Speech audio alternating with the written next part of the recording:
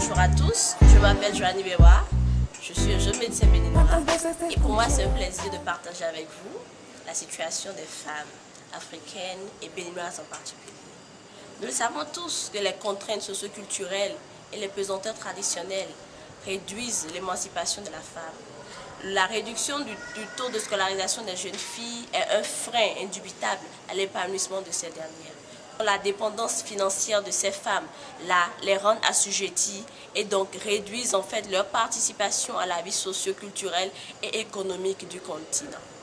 Comme contrainte socio-culturelle, je donne des illustrations comme par exemple cette jeune fille qui a envie d'aller à l'école mais dont on prive du droit d'aller à l'école parce qu'elle est une femme et non un garçon. Cette femme-là à qui on interdit d'avoir plus d'argent que son mari, cette femme-là à qui on interdit de prendre des décisions en l'absence de son mari et qui peut-être doit attendre l'arrivée du mari avant d'amener un enfant mourant à l'hôpital. En tant que jeune femme leader africaine, je pense que nous devons changer la donne. Mais comment pouvons-nous changer la donne?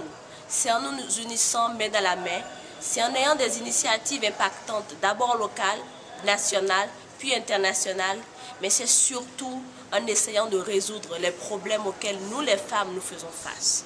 Je pense alors à cette initiative que Young Beninese Leaders Association a réalisée. Il s'agit en fait de la Women Empowerment Campaign, qui est une initiative soutenue par la First Lady Michelle Obama à travers le Young African Women Leader Forum Grant Programme. Et de quoi s'agit-il réellement? Nous avons participé à l'autonomisation des femmes sur 4 plans essentiels. L'entrepreneuriat féminin, où nous avons formé 400 femmes en techniques de leadership et d'entrepreneuriat afin qu'elles puissent mieux gérer leur entreprise. Le deuxième volet concerne le leadership des jeunes filles en milieu secondaire et là, près de 2500 jeunes filles ont été formées sur des thématiques de leadership, sur des thèmes comme les 7 habitudes de ceux qui réussissent, comment devenir une femme leader et d'autres. Et ainsi donc, nous avons pensé à réaliser l'Académie du leadership féminin. Le troisième volet que nous avons abordé est celui de la santé des femmes. Et donc, plusieurs femmes ont été sensibilisées sur la santé de la reproduction, sur les techniques pour avoir une sexualité saine, éviter les avortements et les grossesses indésirées et planifier leur vie sexuelle reproductive. Le quatrième et dernier volet concerne en fait les violences basées sur le genre et nous avions lancé une activité dénommée Gender Based Violence Campaign où nous avons en réalité lancé des pétitions et des collectes de signatures pour faire du plaidoyer. Ce plaidoyer parce qu'au Bénin, la loi sur les violences basées sur le genre a été votée à l'unanimité mais n'a pas été promulguée. Et pour que cette loi soit effective et punisse ceux qui réalisent de pareilles horreurs, il faut que cette loi soit promulguée. Donc, à travers cette campagne de collecte de pétitions et avec l'œuvre de plusieurs autres associations, nous avons réussi à faire voter cette loi récemment. Mais tant qu'il reste à faire, rien n'est encore fait, ai-je l'habitude de dire.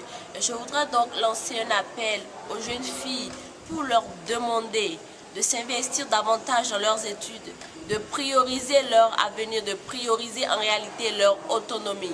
Je voudrais lancer un appel aux jeunes femmes qui ont déjà réussi, afin qu'elles puissent donner la main aux jeunes filles qui sont en train de tracer leur chemin, qu'elles deviennent les mentors de ces dernières et qu'elles puissent les guider pour qu'elles puissent en réalité suivre le même chemin, sinon les dépasser.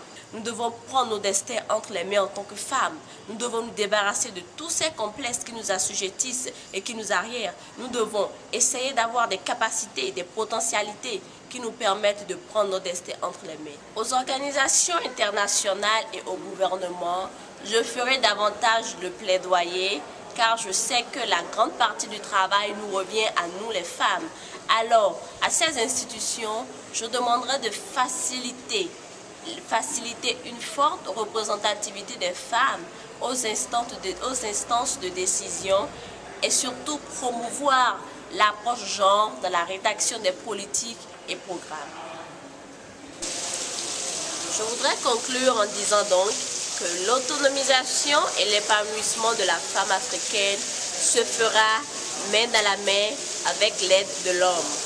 À la jeune femme africaine, À la jeune leader de demain, je dis simplement, lève-toi et marche.